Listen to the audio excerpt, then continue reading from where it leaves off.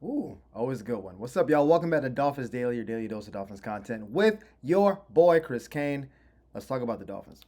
So, the first two segments are going to be about Jaylen Ramsey, but from two different perspectives. The first one is Adam Schefter, the great Adam Schefter, who I've talked about on the channel before because he'll get most things right. When he gets something wrong, we just kind of skim past it. I believe he's right about this story, though. According to Adam Schefter, Jaylen Ramsey, as a preferred option, wants to go to the West Coast. We've talked about this before. The Raiders, the Rams, the Chargers, all make sense. All of them. Chargers are going to lose Asante Samuel, so they don't have a corner that really is at the level they want to be at.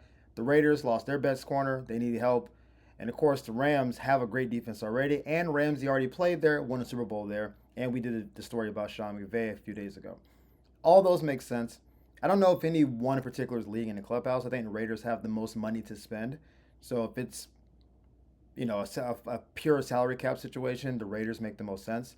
I think as far as comfort, as far as scheme fit, as far as overall team, I think the Rams is clearly the best team of those three teams. So the Rams make sense in that regard. And then, Chargers. You got Harbaugh, who's always been a great defensive mind. I think the defense for the Chargers next year is going to be kind of mid. So if he goes there, he'll be, alpha one guy. He could probably feel good about, hey, I'm probably the captain of the defense kind of thing. Because I know Khalil Mack's still there, but Khalil's long in the tooth now. He's good, but he's not game record Khalil like he was for a long time. So there's something there. The Chargers as a team, pretty solid though.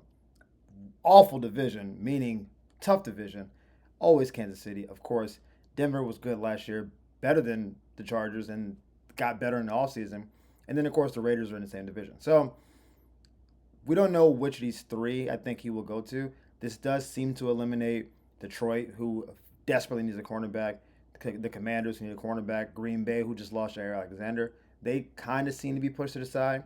I haven't seen any reporting that any of those three teams are like making a push or really in contention.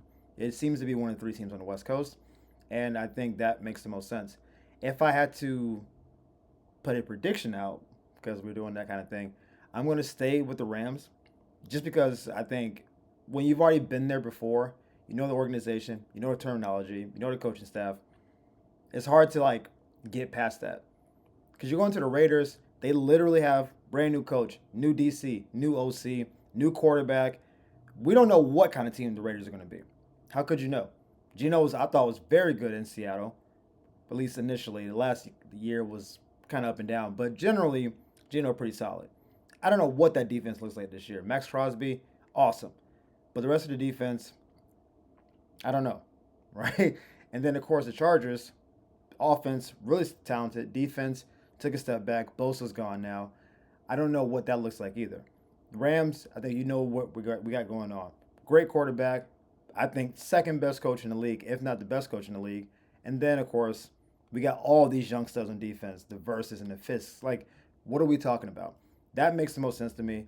I think the biggest impediment is I think the Rams have the least amount of available money they can take on from the contract, which means from a Dolphins perspective, we would have to pay more money, more of his salary for him to go to the Rams. I think the Raiders would almost say we'll take on the contract generally if it comes down to that. And the Chargers, their salary cap is not in the best situation either. So, from a Dolphins perspective, we will probably want to do well by him, but also what can we get back? I don't think any team is going to offer more than a fifth, maybe a low fourth. I don't see any second, third, first considerations. So I think the compensation will be about the same for each one. But because I think the Rams are the better team, whatever pick they offer us will be the worst of the picks for everybody else. Like if they all give us a fifth round pick, I think the Rams are going to finish higher. So their pick will be the worst pick available. So we'll see what happens with that. That makes sense to me. I'm hoping that we can get something done. But if we're trying to take care of Jalen because we want to be a good organization, the Rams make the most sense to me. Money wise, the Raiders do. Now, the second side of this is this story just emerged. I don't know what to make of this story. Y'all know I like talking about Tyreek on this channel because why not? Tyreek is not boring, which in the content space is fun. You don't want boring players. So Tyreek mentioned that he wants to try to convince Jalen Ramsey to stay. He's on a completely different side from our team because the GM literally said, hey, we're trying to trade this guy. Jaylen Ramsey said, hey, I'm trying to get out. Tyreek's like, nah, bro, you can stay. That's where we are right now. Interesting situation. He said, yo, I'm going to chill with J Ram and I'm going to get him back. Full court press. I want him back in a Dolphins uniform.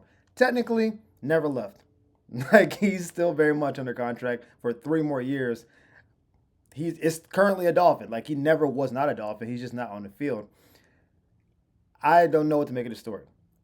Because typically when you're trying to like convince somebody to come to your team or your situation, what have you, they are a free agent or a disgruntled person trying to leave a situation. Jaylen's already getting paid.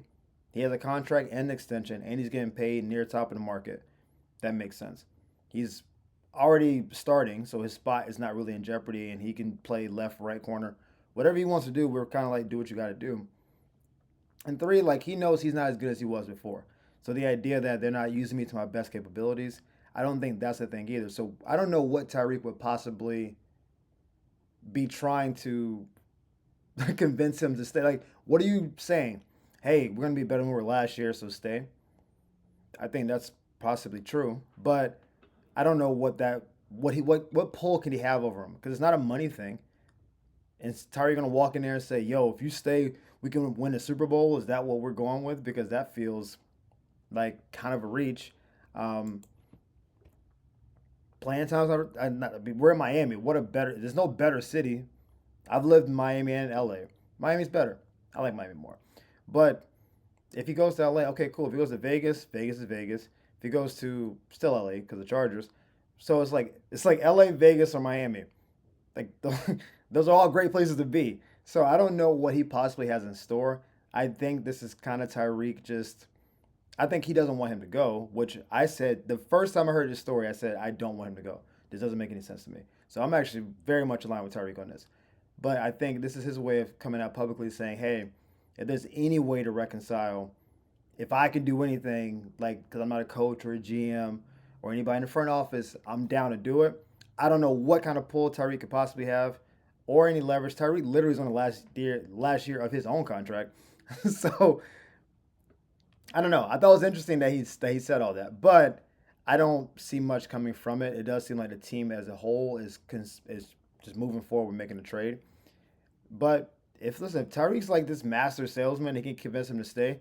That would help the Dolphins a great deal because we're talking about how do we fill this void at corner.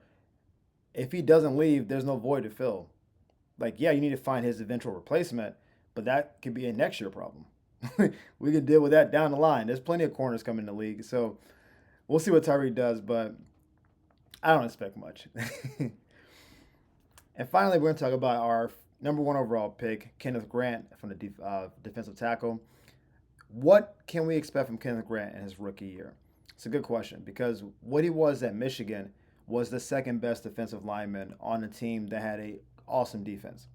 And so we don't know what his ceiling is because we never saw, I think, even his best version in college. Mason Graham was always getting like the majority of like the attention. He got most of the stats. He won all the awards. He was a higher pick. So what can we expect from Kenneth Grant? I think as a ceiling.